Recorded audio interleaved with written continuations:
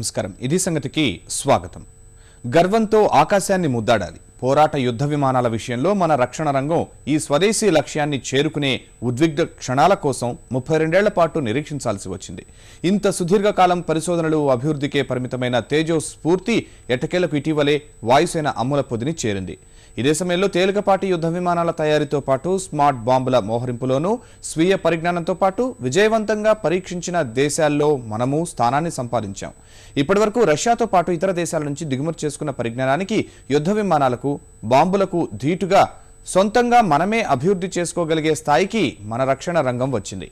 ఇప్పటికైతే ఈ విజయం చిన్నదిగానే కనిపిస్తున్నా భవిష్యత్పై అది రేకెత్తిస్తోన్న ఆశలు మాత్రం ఎన్నో. మిగ్, జాగ్వార్, మిరేజ్, సుఖోయ్లు అంటూ ప్రపంచ అతిపెద్ద ఆయుధ దిగుమతిదారుగా ఉన్న భారత్ను కొండంత ఊరటనిచ్చే పరిణామం ఇది. భవిష్యత్తులో మరిన్ని పరిశోధనలకు స్ఫూర్తినిచ్చే మన తేజస్ వివరాలు ఇప్పుడు చూద్దాం.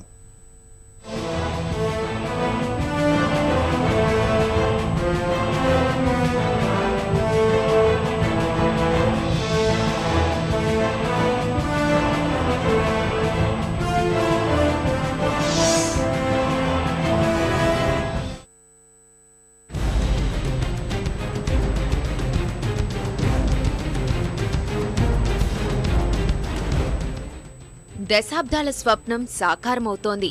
శక్తిమాన్, సమృద్ధ భారతం కలలు ఒక్కొక్కటిగా నెరవేరుతున్నాయి.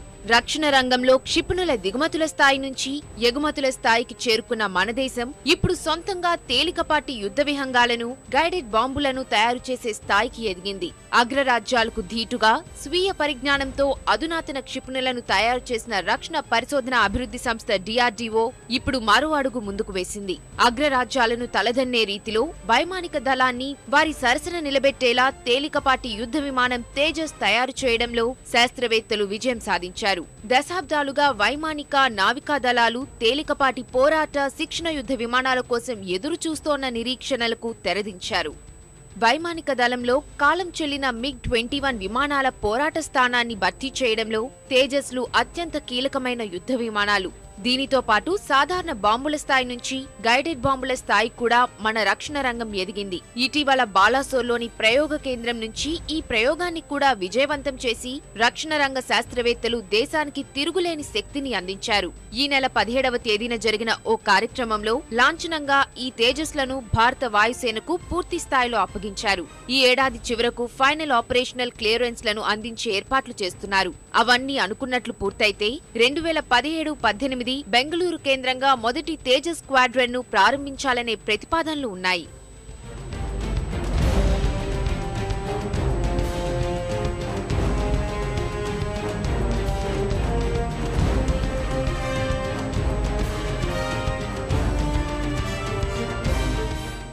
తేజస్ ఈ విజయంతో పాటు ఇటీవల తెలుస్తోన్న మరో సమాచారం లేజర్ గైడెడ్ బాంబు గురించి.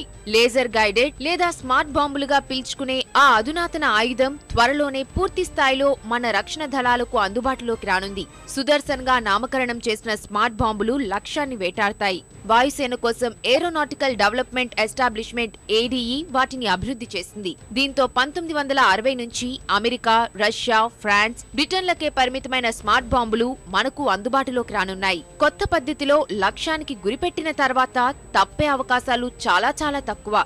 అందుకే ఇది సంప్రదాయ ఆయుధానికి పూర్తి భిన్నమైన రీతిలో ఫలితాలను ఇస్తుంది.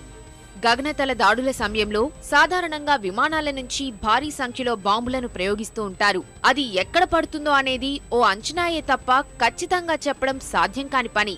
ఆ లోటుని భర్తీ చేసి సుదర్శన్ బాంబులు లక్ష్యాలను వెంటాడతాయి. ప్రాథమిక పరీక్షల తర్వాత వీటి పనితీరుని గమనించిన మన వాయుసేన ఇప్పటికే 50 సుదర్శన్ల కోసం ADEకి ఆర్డర్ ఇచ్చింది. ఇదే సమయంలో ఇప్పటి వరకు MiG-27, 29, జాగ్వర్, సుఖోయ్ 30 MKI, మిరేజ్ల శ్రేణికే అనుకుంటున్న సుదర్శన్ బాంబులను తేజస్ నుంచి పరీక్షించినట్లు సమాచారం.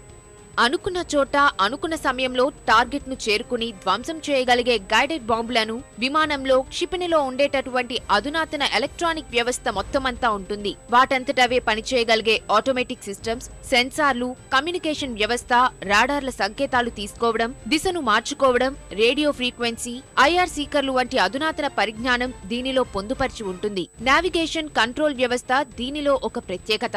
క్షిపణి మాదిరి ప్రొపల్షన్ వ్యవస్థ దీనికి అవసరం లేకుండా తయారు చేయగలిగారు. ఓసారి యుద్ధ విమానం నుంచి వదిలిన తర్వాత బాంబులో పొందుపరిచిన వ్యవస్థలన్నిటికీ భూ ఉపరితల నియంత్రణ కేంద్రాల నుంచి దిశానిర్దేశం చేయవచ్చు. దీనిలో సాధారణ, అణుబాంబులు 2 రకాలు ఉంటాయి. కార్గిల్ యుద్ధం తర్వాత స్వీయ పరిజ్ఞానంతో స్మార్ట్ బాంబులను తయారు చేసుకోవాల్సి వచ్చిందని రక్షణ రంగ నిపుణులు చెబుతుంటారు. ఇలా అతి తక్కువ సమయంలో ఇతర దేశాల సహకారం లేకుండా స్మార్ట్ బాంబు తయారు చేసుకున్న ఘనత కూడా మనకే దక్కుతుంది. అతి తక్కువ ఖర్చు, తక్కువ బరువు, ఎక్కువ నాణ్యతతో కూడిన బాంబులు తయారు చేయగలిగే సత్తా మన శాస్త్రవేత్తలు దక్కించుకున్నారు. హైదరాబాద్లోని రీసెర్చ్ సెంటర్ ఇమారత్ ఆర్సీఐ కేంద్రంగా డిఆర్డీఓలో అంతర్గత విభాగాలైన బెంగళూరులోని డేర్, హాల్, పూణేలోని ఏఆర్ఓఈ శాస్త్రవేత్తలంతా కలిసి బాంబు తయారీలో పాల్పంచుకున్నారు. 100 కేజీల నుంచి 1000 కేజీల వరకు ఈ స్మార్ట్ బాంబును వివిధ భాగాలుగా పరీక్షలు విజయవంతం చేయగలిగారు. ఇది ఒక మల్టీ రోల్ ఎయిర్క్రాఫ్ట్. అంటే సామాన్యంగా యుద్ధ విమానాలు 2-3 రకాలుగా ఉంటాయి. ఒకటి ఫైటర్ ఎయిర్క్రాఫ్ట్, అంటే ఆకాశం నుంచి ఆకాశంలో యుద్ధాన్ని చెయ్యగలిగినటువంటి శక్తి సామర్థ్యాలున్నటువంటి విమానం. రెండవది బాంబర్ విమానం, అంటే ఆకాశం నుండి నేల మీదకి, సముద్రం మీదకి ఆయుధాలు ప్రయోగించగలిగినటువంటి విమానం. ఇది మల్టీ రోల్, అంటే రెండింటినీ చేయగలదు. సో ఇటువంటి విమానంని ఈ విధంగా దాన్ని ఉత్పత్తి చేయటం అన్నది గర్వకారణం. తేజస్ల విషయానికొస్తే ఈ తేలికపాటి పోరాట యుద్ధ విమానాన్ని తయారు చేయాలి అనేది రక్షణ శాస్త్రవేత్తల 32 ఏళ్ల కల. ఆ స్వప్నాన్ని సాకారం చేస్తూ వాయుసేన అమ్ముల పొదిలో అధునాతన ఎల్సీఏను రక్షణ వర్గాలు చేర్చి మన సత్తా నిరూపించారు శాస్త్రవేత్తలు. కొంతకాలంగా వేచి చూస్తున్న తుది పరీక్షలకు అనుమతులు లభించడంతో డిఆర్డీఓ, భారత వాయుసేన వర్గాలు విజయవంతంగా ఎల్సీఏను పరీక్షించి చూపాయి. 1983లో ఎల్సీఏ తయారీకి ప్రభుత్వం ఆమోదం లభించిన నాటి నుంచి తీవ్రంగా శ్రమించి రూపొందించిన తేలికపాటి యుద్ధ విమానానికి 2001లో తొలిసారి పరీక్షలు నిర్వహించారు. అప్పటి నుంచి వివిధ స్థాయిల్లో పరిశీలనలు చేసిన రక్షణ శాస్త్రవేత్తలకు అప్పటి ప్రధాని అటల్జీ ఇచ్చిన ప్రోద్బలంతో మరింత ముందుకెళ్లారు. ఆయనే స్వయంగా ఎల్సీఏ పరీక్షలను వీక్షించి తేజస్గా నామకరణం చేశారు. తేజస్ విమానం తయారీ కోసం అనేక మిశ్రధాతువులపై పరీక్షలు జరిపిన శాస్త్రవేత్తలు చివరికి కర్బన ఫైబర్ మిశ్రమాల వల్ల తక్కువ బరువులో చేసిన పరీక్షల్లో విజయం సాధించారు. డిజిటల్ ఫ్లైబైవైర్ వ్యవస్థ, అధునాతన విమాన నియంత్రణ వ్యవస్థ, ఓపెన్ ఆర్కిటెక్చర్ వంటివి దీనిలో పొందుపరిచారు. ఈ యుద్ధ విమానాన్ని బెంగళూరులోని హిందుస్థాన్ ఏరోనాటికల్ లిమిటెడ్ హాల్లో తయారు చేశారు. 2010 జనవరిలో నిబంధనలతో మొదటి దశ ప్రాథమిక నిర్వహణ అనుమతులను పొందిన తేజస్లో బాంబింగ్ వ్యవస్థ, ఆయుధీకరణలో అధునాతన పరిజ్ఞానాన్ని పొందుపరచడం, విమానం ఎగరడం, తిరిగి ల్యాండ్ అవ్వడం వంటి విషయాలతో పాటు గగనతలంలో తీసుకునే మలుపులు వంటి అన్ని అంశాలను ఒక్కొక్క దశలో పలుమార్లు పరీక్షించాల్సి వచ్చింది. పరిశీలించిన ప్రతిసారి విభాగంలో ఎన్నో మార్పులు చేయాల్సి వచ్చింది. ఈ విధంగా విజయం సాధించినటువంటి హెచ్ఏఎల్, హిందుస్థాన్ ఏరోనాటిక్స్ లిమిటెడ్, ఎడా, డిఆర్డీఓ ఇటువంటి సంస్థలు దాదాపు 90 నుంచి 100 సంస్థలు 15, 20, 25 సంవత్సరాలు అహర్నిశంగా పనిచేసి చివరికి ఈ అత్యద్భుతమైనటువంటి ఆధునిక విమానాన్ని మనకున్న స్థాయిలో, మనకున్నటువంటి నిధుల స్థాయిలో ఇంకా చాలా మంచి విమానాన్ని మనకు ఈ విధంగా అందించినందుకు ఆ శాస్త్రజ్ఞులందరికీ మనం కృతజ్ఞతలు చెప్పుకోవాల్సి ఉంటుంది. ఇప్పటి వరకు కేవలం పరీక్షల కోసమే తయారు చేసిన 15 తేజస్ యుద్ధ విమానాలు 2500 సార్లు శీతల ఉష్ణోగ్రతలతో సహా అన్ని వాతావరణ పరిస్థితుల్లో గగన విహారం చేశాయి. జైసల్మేర్ ఎడారుల్లో, హిమాలయ మంచు పర్వత సానువుల్లో వివిధ రకాల వాతావరణ పరిస్థితుల్లో తేజస్ కు ప్రయోగాత్మక పరీక్షలు నిర్వహించారు. బహుళ ప్రయోజనకారి రాడార్తో, రాడార్ హెచ్చరికల స్వీకరణ వ్యవస్థతోనూ ఈ యుద్ధ విహంగాన్ని నిశితంగా పరీక్షించారు. తరువాత ప్రభుత్వం 2013 డిసెంబర్లో రెండో ప్రాథమిక నిర్వహణ పరీక్షలకు అనుమతులు మంజూరు చేసింది. ఈ తేలికపాటి యుద్ధ విమానం తేజస్లో సిబ్బందిగా ఒకరు ఉంటే చాలు. పొడవు 13.2 మీటర్లు, ఎత్తు 4.4 మీటర్లు, రెక్కల విస్తీర్ణం 8.2 మీటర్లు, గరిష్ట వేగం గంటకు 1350 కిలోమీటర్లు, మధ్యలో ఆగకుండా 1700 కిలోమీటర్లు ప్రయాణించగలిగే సామర్థ్యం తేజస్ సొంతం. ఇది లేజర్ గైడెడ్ బాంబులను అత్యంత సునాయాసంగా మోసుకెళ్లగలదు. బహుళ ఆయుధాలను కలిగి ఉండే సామర్థ్యంతో పాటు ఒకేసారి అన్ని ఆయుధాలని ప్రయోగించగలిగే వ్యవస్థలను తేజస్లో ఏర్పాటు చేశారు. ఇది రాత్రి పగలు ఎప్పుడైనా ప్రయాణించగలదు. ఎటువంటి పరిస్థితుల్లో అయినా వెనకకు మళ్లే సౌకర్యం ఉంటుంది. ఒక్కో తేజస్ తయారీకి 150 నుంచి 180 కోట్ల రూపాయల వరకు వ్యయమవుతుంది. ఇందులో చాలా అత్యాధునితమైనటువంటి ఎన్నో సిస్టమ్స్ ఉన్నాయి. ముఖ్యంగా ఇది మేనేవరబిలిటీకి ఎంతో ఉపయోగపడేటువంటి డెల్టా వింగ్ కాంపోజిషన్ ఉంది. అలాగే క్వాడ్రాపిసిల్ కంప్యూటర్ సిస్టమ్ ఉంది. అలాగే ఎలక్ట్రానిక్ వార్ఫేర్ సూట్ అధునాతమైనవి ఇవన్నీ ఉన్నాయి. అలాగే అత్యాధునికమైనటువంటి వెపన్ సిస్టమ్ ఉంది. సో ఇన్ని సిస్టమ్స్ కలిసి single seater single engine aircraft దాదాపు 2500 టెస్ట్ ఫ్లైట్స్ ఎంతో నిశితంగా దాన్ని పరిశీలించి ఇందులో పొందుపరచడం జరిగింది. సాధారణంగా ఇప్పటి వరకు ఉన్న యుద్ధ విమానాలన్నిటినీ మనం పొరుగు దేశాల నుంచే కొనుగోలు చేస్తున్నాం. వాటిల్లో చాలా వరకు రష్యా, అమెరికా, ఫ్రాన్స్ లేదా మరో దేశం నుంచో కొనుగోలు చేసినవే. దీనివల్ల అనేక రకాల ఇబ్బందులు ఎదురవుతున్నాయి. ప్రపంచంలోనే అతిపెద్ద ఆయుధ దిగుమతిదారుగా ఉన్న భారత్ వీటి కోసం భారీ మొత్తంలో విదేశీ మారక ద్రవ్యాన్ని వెచ్చించాల్సి వస్తోంది. అంత ఖర్చు చేసినా తర్వాత నిర్వహణలోనూ అనేకానేక సమస్యలు. పోనీ సొంతంగానే తయారు చేసుకుందామంటే సాంకేతిక పరిజ్ఞానం, తయారీ వ్యయాలు మనం భరించగలమా అనే సందేహాలు. అలాంటి సమస్యలన్నిటినీ అధిగమించి తేజస్ లాంటి తేలికపాటి యుద్ధ విమానాన్ని తయారు చేసుకోవడమంటే సామాన్యమైన విషయం కాదు. ఎల్సీఏకు ఇప్పటి వరకు మనం పెట్టిన ఖర్చు దాదాపు 10,000 కోట్ల వరకు ఉంటుంది. మొత్తం ఈ ప్రాజెక్టును దాదాపు 30,000 కోట్ల రూపాయల అంచనాలతో ప్రారంభించారు. ఇప్పుడు ఆ సాంకేతికతను అభివృద్ధి చేసుకోగలిగాం కాబట్టి యుద్ధ విమానాలు మనమే ఉత్పత్తి చేసుకోగలుగుతాం.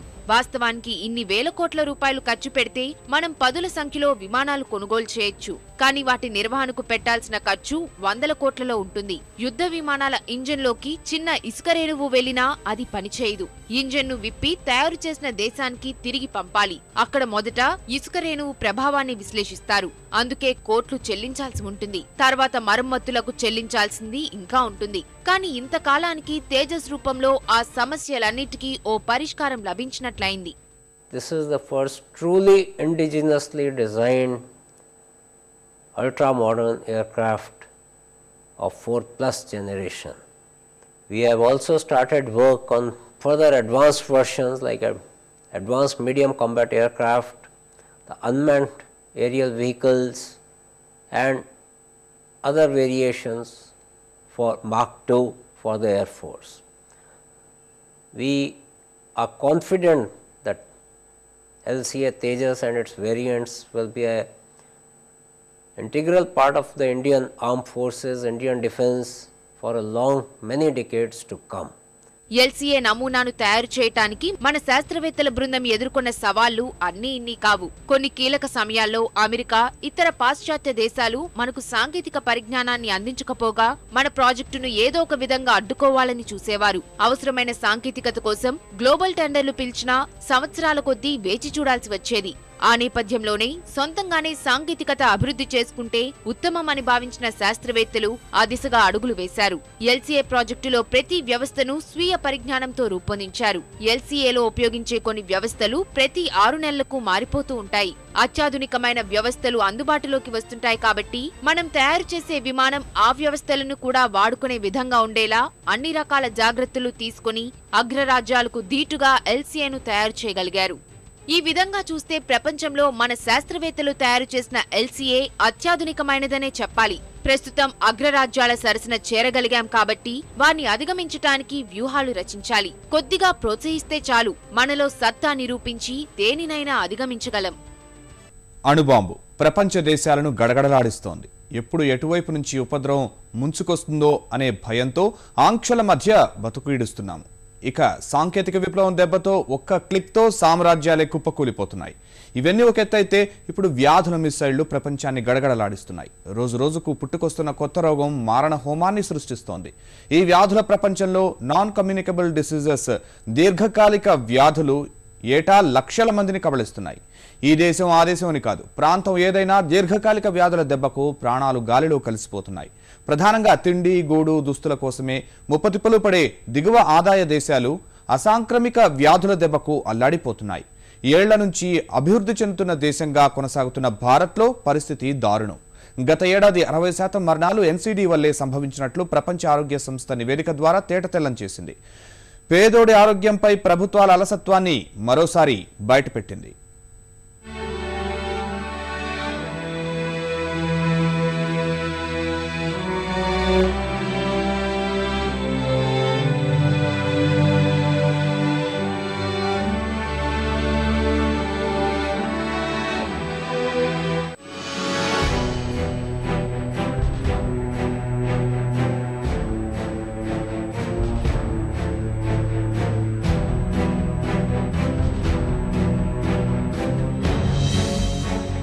అసాంక్రమిత వ్యాధులతో 3,80,00,000 మంది మృతి.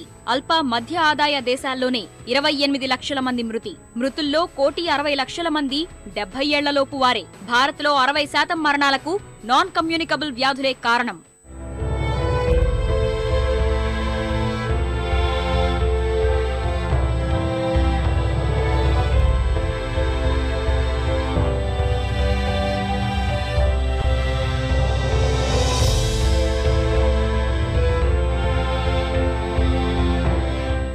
ఒకరి నుంచి మరొకరికి సంక్రమించని వ్యాధులు భారత్పై దాడి చేస్తున్నాయి.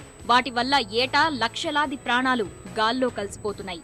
ఎన్సీడీ వల్ల ప్రపంచ దేశాలు వణికిపోతుంటే భారత్లో ఈ ముప్పు అంతకంతకు పెరిగిపోతోంది. గత ఏడాది మృతుల్లో 60% ఎన్సీడీ వల్లే సంభవించినట్లు ప్రపంచ ఆరోగ్య సంస్థ WHO నివేదిక స్పష్టం చేసింది. క్యాన్సర్, మధుమేహం వంటి అసాంక్రమిత వ్యాధుల వల్ల మరణాలు సంభవించే ప్రమాదం ఎక్కువగా ఉన్నట్లు తేల్చింది. ఈ మారణ హోమాన్ని నియంత్రించేందుకు యుద్ధ ప్రాతిపదికన ముందుకు కదలాలని అందరికీ హెచ్చరికలు పంపింది. ఈ విషయంలో ఆఫ్రికా, దక్షిణాసియాల్లోనే భారత్ అత్యంత దుర్భర స్థితిని ఎదుర్కొంటోందని నివేదిక తేటతెల్లం చేసింది.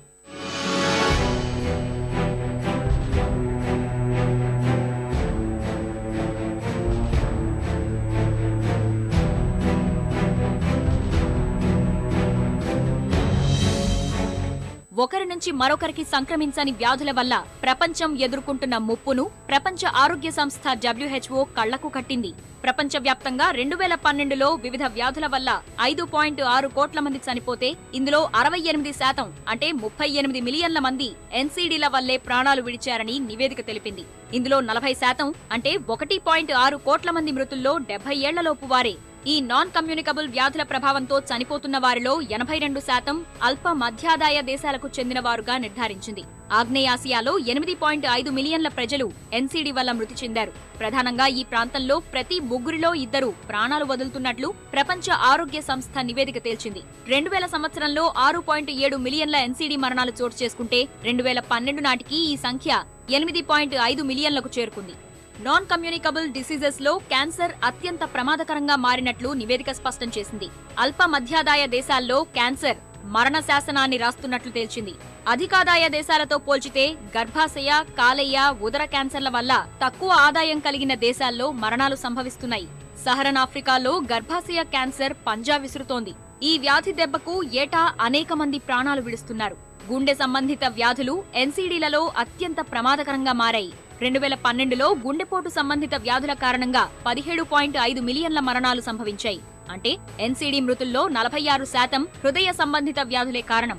ఇందులో 7.4% మంది అంటే 67 లక్షల మంది గుండెపోటు వల్ల చనిపోయారు. తర్వాత మధుమేహం సైతం తీవ్రంగా ప్రభావం చూపుతోంది. 2012లో 15 లక్షల మంది డయాబెటిస్ వల్ల మృతి చెందారు. భారత్లో సుమారు 9.5% మధుమేహం బారిన పడుతున్నట్లు లెక్కలు చెబుతున్నాయి.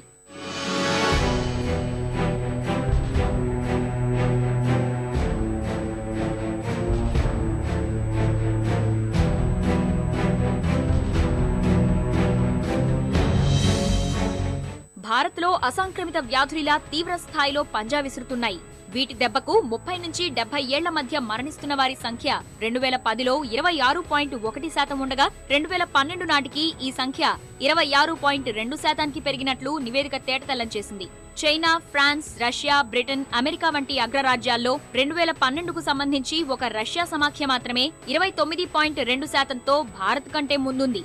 ఎన్సీడీ మరణాల్లో 9.2%తో స్విట్జర్లాండ్ మెరుగైన స్థానంలో ఉండగా 40.8% మరణాల సంభావ్యతతో తజికిస్తాన్ దుర్భర స్థితిలో నిలిచింది.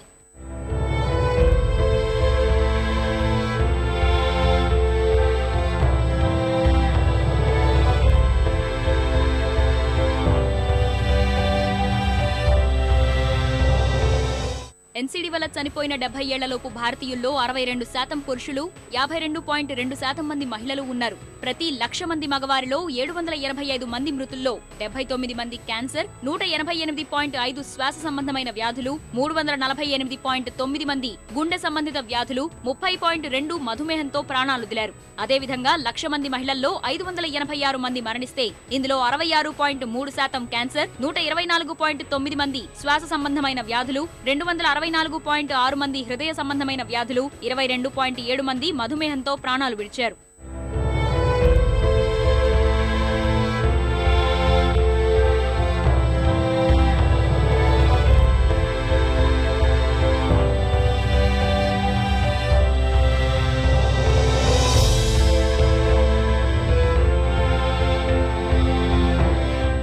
అసలు ఈ వ్యాధులు ఏ నాన్ కమ్యూనికబుల్ డిసీజ్ కిందకు వస్తాయి? వీటి వల్ల వచ్చే ప్రాణహాని ఏమిటి? నాన్ కమ్యూనికబుల్ డిసీజ్ ఎన్సీడీలను దీర్ఘకాలిక వ్యాధులని కూడా పిలుస్తారు. ఇవి సాధారణంగా ఒకరి నుంచి మరొకరికి వ్యాపించవు. ప్రపంచాన్ని ప్రధానంగా 4 రకాల దీర్ఘకాలిక వ్యాధులు పట్టిపీడిస్తున్నాయి. గుండెపోటు లాంటి గుండె సంబంధిత వ్యాధులు, క్యాన్సర్, శ్వాస సంబంధిత వ్యాధులు, మధుమేహం జనం పాలిట మరణశాసనం లిఖిస్తున్నాయి. అన్ని రకాల వయస్సుల వారు సంక్రమించిన వ్యాధుల దెబ్బకు మరణశయ్యపైకి చేరుకుంటున్నారు. పిల్లలు, మధ్య వయస్కుల వారు, పెద్దలు ఇలా వయోభేదం లేకుండా ఈ దీర్ఘకాలిక వ్యాధులు ప్రభావం చూపుతున్నాయి. ప్రస్తుత ఆధునిక జీవన శైలి దీర్ఘకాలిక వ్యాధుల వ్యాప్తికి దోహదం చేస్తోంది. ప్రణాళిక లేకుండా సాగుతున్న నగరీకరణతో అసంబద్ధమైన ఆహార అలవాట్లు, రక్తపోటు, ఆహారంలో గ్లూకోజ్ పెరిగి స్థూలకాయం బారిన పడుతున్నారు. ఇలా గుండె సంబంధిత వ్యాధుల్లో ప్రాణాలు గాలిలో కలిసిపోతున్నాయి. అనారోగ్యకరమైన ఆహారం, శారీరక శ్రమ లేకపోవడం, పొగ తాగడం, మద్యపానం దీర్ఘకాలిక వ్యాధులు ప్రబలేందుకు కారణమవుతున్నాయి. పొగాకు తాగడం వల్ల ఏటా 60 లక్షల మంది ప్రాణాలొదులుతుండగా 2030 నాటికి ఈ సంఖ్య 80 లక్షలకు చేరుకుంటుందని అంచనా. శారీరక అనారోగ్యం వల్ల 3.2 మిలియన్ల మంది చనిపోతున్నారు. మద్యపానం వల్ల ఎన్సీడీ బారిన పడి 3.3 మిలియన్ల మంది ప్రాణాలొదులుతున్నారు. 2010లో 1.7 మిలియన్ల మంది గుండె సంబంధిత వ్యాధుల బారిన పడుతూ ప్రాణాల మీదికి తెచ్చుకున్నారు.